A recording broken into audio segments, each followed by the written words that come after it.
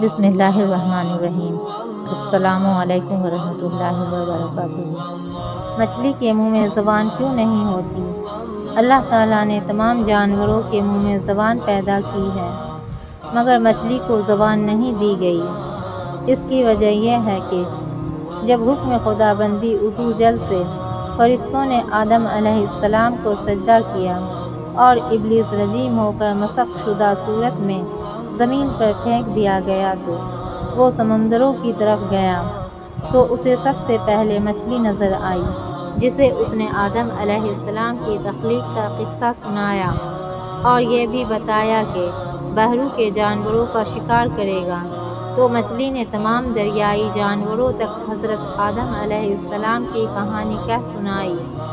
اسی وجہ سے اللہ تعالیٰ نے زبان کے شرف سے محروم کر دیا۔ ابر ہدایت چھایا ہے، ہادی عالم آیا ہے۔